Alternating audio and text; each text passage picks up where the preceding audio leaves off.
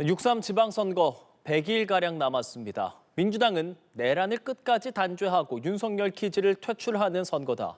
국민의힘은 당을 살릴 마지막 수술대다라며 각각 의미를 부여했습니다. 국회 연결해 보겠습니다. 정주희 기자 전해주시죠.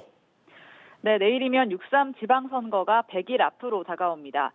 민주당은 지방선거 의미에 대해 내란 종식과 철저한 단죄를 완성하는 선거라고 강조했는데요. 조승래 사무총장은 오늘 기자간담회를 열고 국민의힘이 배출한 대통령이 친위 쿠데타를 일으켰지만 당대표가 여전히 이를 인정하지 않다고 지적하며 이같이 말했습니다. 조 사무총장은 특히 윤석열 키즈 8개 광역단체장을 퇴출해야 하고 서울, 부산도 4년간 보여준 무능에 대해 심판해야 한다고 했는데요. 직접 보시겠습니다. 윤석열과 등장했던 윤석열 키즈를 퇴출하는 그런 선거가 이재명형 인재를 발굴하고 시민들께 제시하고 선택받는 그런 선거가 될 겁니다.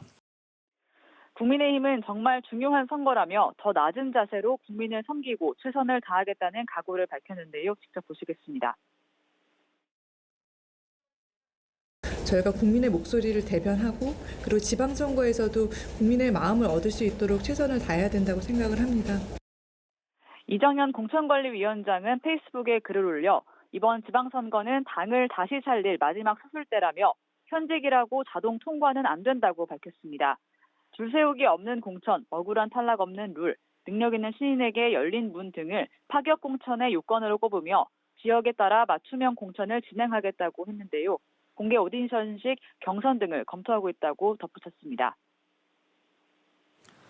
네, 이런 가운데 민주당은 3대 사법개혁 법안을 처리하겠다고 공언하고 있죠. 네, 민주당은 이번 주 본회의에서 행정통합 법안과 사법개혁 3법 처리를 추진하겠다는 계획입니다. 사법개혁 3법은 법 왜곡죄와 재판소원법, 대법관 증언법인데요. 모두 여당 주도로 법사위를 통과해 본회의 상정을 앞두고 있습니다. 민주당은 오늘 오후 4시 의원총회를 열고 사법개혁 3법에 대한 마지막 의견 수렴에 나서는데요. 판검사가 법을 왜곡해 적용할 경우 처벌할 수 있게 하는 법 왜곡죄의 경우 일부 문항에 위헌적 요소가 있다는 지적이 있어 수정 가능성도 있습니다. 오늘 의총에서는 중수청, 공소청법에 대한 마지막 조율 역시 이루어질 예정인데 검찰총장 명칭 유지 등이 논의될 것으로 보입니다.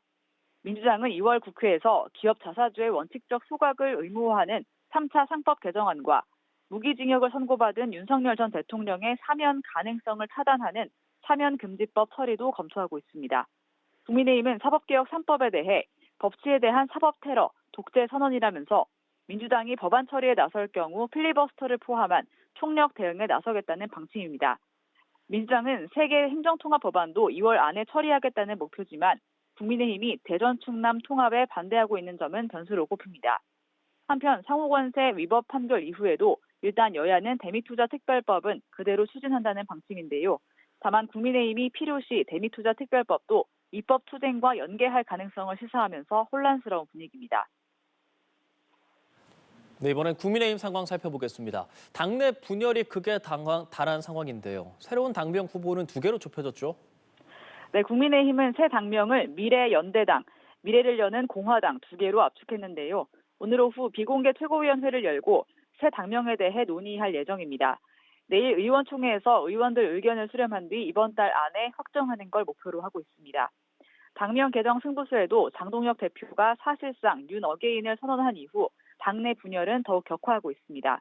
어제 전현직 원외 당협위원장 25명이 장동혁 대표를 향해 사퇴를 요구하자 오늘은 원외 당협위원장 71명이 장 대표의 정당성을 흔드는 행위를 중단하라고 반발했습니다. 이런 가운데 오선 중진 윤상현 의원은 윤석열 정부 실패에 대해 당시 여당의 중진으로서 국민께 죄송하고 통탄스럽다고 참회록을 썼습니다. 이제라도 당이 선제적으로 변화하고 혁신해야 한다면서 그 출발은 처절한 자기 반성뿐이라고 했습니다. 지금까지 국회에서 전해드렸습니다.